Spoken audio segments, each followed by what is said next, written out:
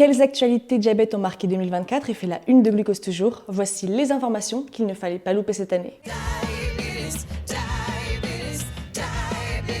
5, c'est le nombre de congrès qu'on a couvert pour vous cette année. On a commencé en mars avec le congrès sur les avancées technologiques, puis celui de la Société francophone du diabète, celui organisé par l'Association européenne pour la recherche sur le diabète, celui de pédiatrie et celui de immunologie. Il n'y a que Glucose Toujours qui le fait. En juin, les sociétés savantes françaises ont publié des recommandations très attendues sur le dépistage du diabète de type 1. Elles vont guider les autorités et les professionnels de santé en matière de prise en charge précoce du diabète de type 1. Ce qu'il faut retenir, c'est que la communauté scientifique, en France, mais aussi ailleurs, s'est mise d'accord sur le développement du diabète de type 1, qui est maintenant divisé en 3 stades.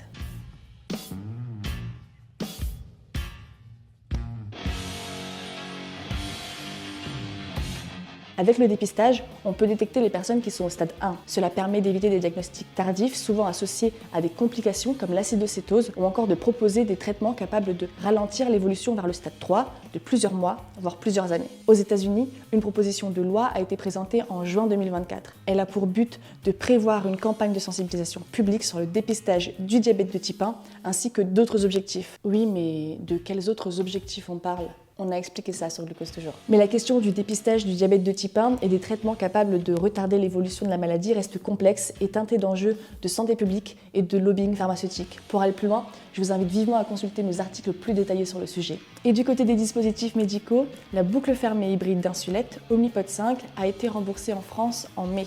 Mais son arrivée n'est pas sans embûches, avec d'un côté les désaccords économiques avec les prestataires de santé à domicile qui ont retardé sa mise en place, et de l'autre, les difficultés d'approvisionnement rencontrées par certains patients. Sans oublier le Dexcom ONE+ qui est remboursé depuis octobre. Politique maintenant, avec la mobilisation continue des patients pour demander aux industriels de baisser les coûts de l'insuline. En mars dernier, les patients des 4 coins du monde se sont mobilisés en manifestant. À Paris, la mobilisation a eu lieu devant la cathédrale Notre-Dame le 16 mars. Et la mobilisation s'est poursuivie le 14 novembre, journée mondiale du diabète, avec une manifestation devant le siège de Novo Nordisk à Johannesburg, en Afrique du Sud. L'objectif des manifestants était double, demander à Novo Nordisk de reprendre la production de stylos à insuline humaine qu'il a arrêté de produire quelques temps plus tôt, et de baisser les coûts de ces stylos à insuline à 1 $ par stylo. En recherche maintenant, une des actus qui a marqué la presse internationale nous vient de Chine, où des chercheurs ont réalisé une greffe d'îlot pancréatique chez une patiente DT1 à partir de ses propres cellules. Depuis, elle produit sa propre insuline, mais elle a besoin d'immunosuppresseurs. Glucose Toujours a même pu discuter avec les chercheurs chinois pour vous rendre compte de toutes les innovations qu'implique cette prouesse. Mais l'actu scientifique ne se limite pas à celle-là. D'autres ont fait la une, bon,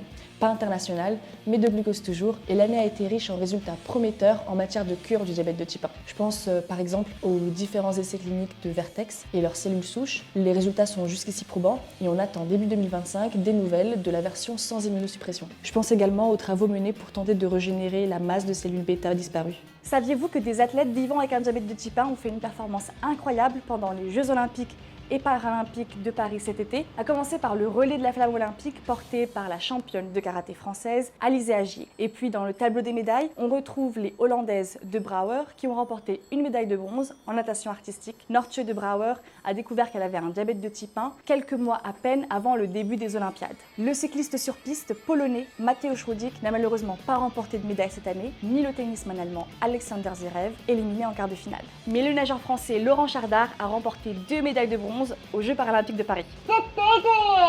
Et on termine ce récap de l'année avec les nouveautés culturelles de 2024.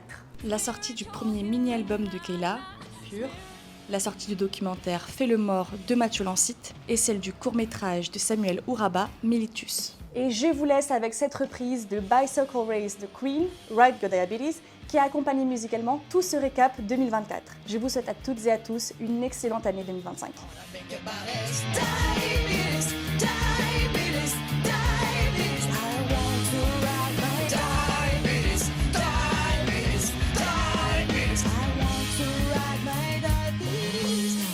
To live my life, I want to ride.